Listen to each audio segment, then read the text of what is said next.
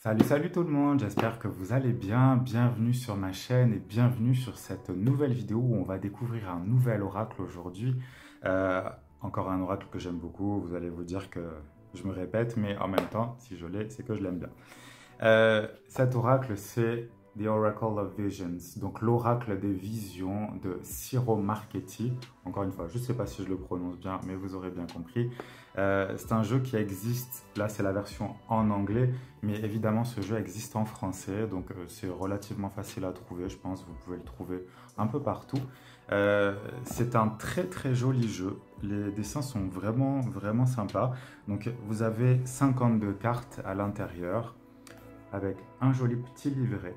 Vous avez évidemment une description par carte avec des mots-clés. Donc là, encore une fois, c'est la version en anglais. Mais c'est vraiment un jeu que j'aime beaucoup. Je l'aime beaucoup parce que euh, les cartes sont assez complexes. Il y a beaucoup de détails.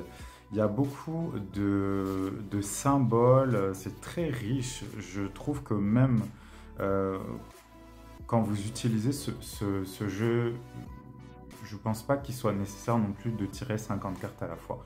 En général, dans une carte, vous avez énormément de choses. Je vous en montre une là par exemple. Il y a beaucoup de détails, il y a beaucoup de choses à voir au premier plan, en arrière-plan. Vous avez donc les chiffres aussi en haut, ça peut être intéressant si vous aimez bien faire de la numérologie quand vous tirez vos cartes. Mais je trouve que c'est voilà, c'est un très beau jeu. En général, cet auteur-là fait de très beaux jeux avec des dessins vraiment travaillés, avec des thèmes un petit peu difficiles. Là, c'est vrai qu'on a dans ce jeu-là, on va dire une thématique au niveau des dessins en tout cas, qui tourne beaucoup autour du cirque, autour de tous ces mondes-là un petit peu imaginaires. Enfin, le cirque, c'est pas imaginaire, mais de tout ce qui est onirique. C'est très joli. Voilà, on a des jolis paysages comme ça. C'est un jeu que j'aime bien quand... Alors, par exemple, en février 2024, je l'ai utilisé pour donner un ton dans mes tirages de libération émotionnelle. Le ton du mois était donné par ce jeu-là. Je l'aime bien parce que finalement, voilà, on y voit beaucoup de choses, on y voit beaucoup de niveaux, j'ai envie de dire, même de lectures différents. Et voilà, c'est un jeu que j'aime bien. C'est sûr que c'est pas le plus facile à décrypter parce que, comme je vous disais, il y a quand même beaucoup de choses dedans. Il y a beaucoup de symboles, il y a beaucoup de couleurs, il y a beaucoup d'éléments différents. C'est vraiment pas au niveau visuel un des jeux les plus simples que je peux avoir. Mais encore une fois, il peut être très porteur si vous êtes réceptif à ce qu'il a à vous apporter.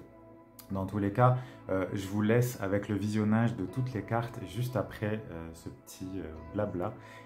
J'espère que ça vous plaira, que ça vous aura plu. J'espère que vous passez du bon temps aussi avec ces vidéos-là. Moi, j'aime bien les faire. Comme je vous le disais, ça me fait plaisir parce que moi, à une époque, je cherchais beaucoup à savoir comment étaient les cartes de certains jeux avant de les acheter. Et donc, ça me fait plaisir aussi de le faire parce que je me dis, finalement, moi, je ne l'ai pas eu, mais les autres l'auront. Donc j'espère que ça vous plaira. N'hésitez pas à commenter, à liker, à vous abonner, à partager aussi. Ça m'aidera beaucoup pour tout ce que je fais. Et passez du bon temps avec cette petite vidéo et prenez soin de vous.